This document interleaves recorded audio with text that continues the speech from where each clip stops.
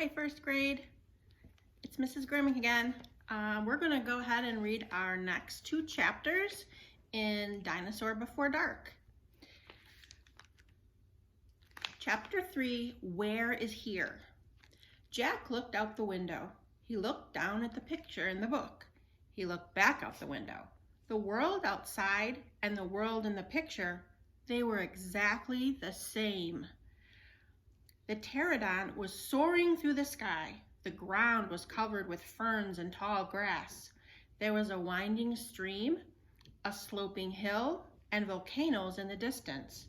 Where are we? Stammered Jack. The pterodon glided down to the base of their tree. The creature coasted to a stop and stood very still.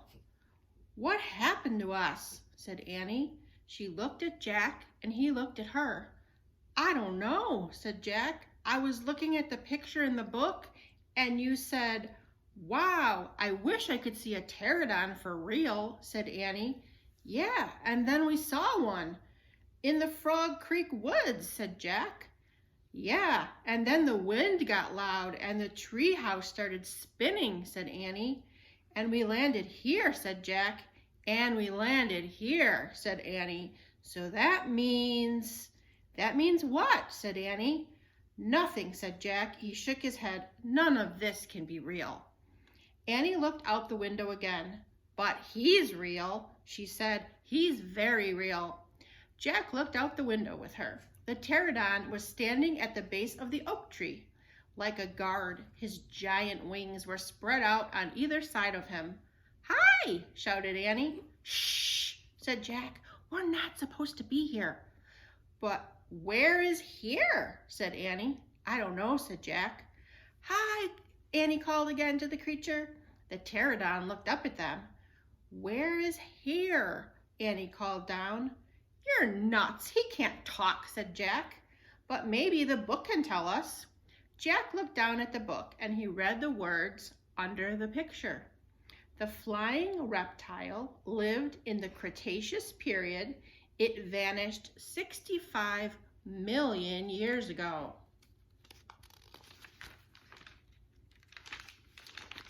Picture? No, impossible. They couldn't have landed in time 65 million years ago. Jack, said Annie, he's nice. Nice? Yeah, I can tell. Let's go down and talk to him. Talk to him? Annie started down the rope ladder.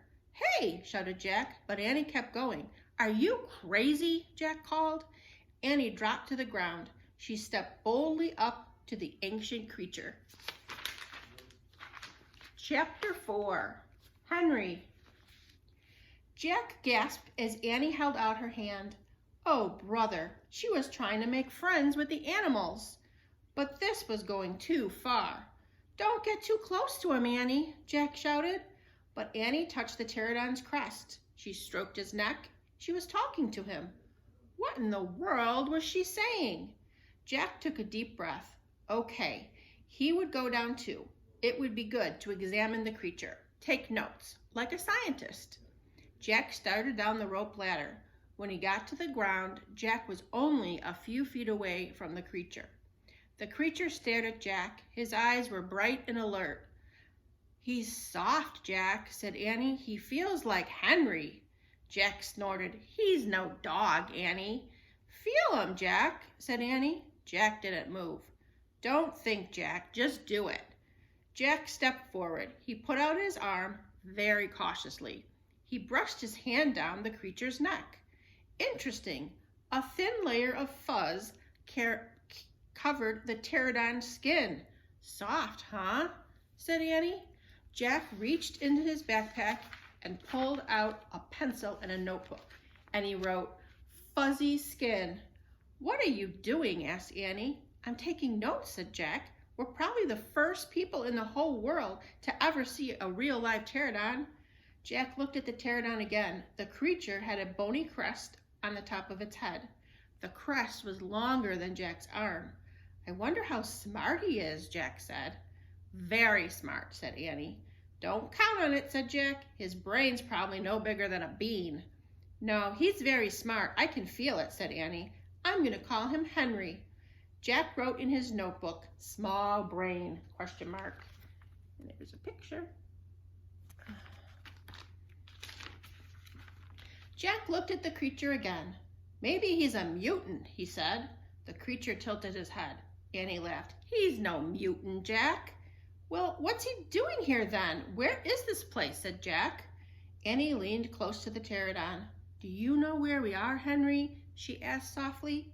The creature fixed his eyes on Annie. His long jaws were opening and closing like a giant pair of scissors. Are you trying to talk to me, Henry? Asked Annie. Forget it, Annie, Jack wrote in his notebook. Mouth like scissors. Did we come to a time long ago, Henry? Asked Annie. Is this a place from long ago? Suddenly, she gasped. Jack! He looked up. Annie was pointing toward the hill. On top stood a huge dinosaur. And that is the end of chapter 2.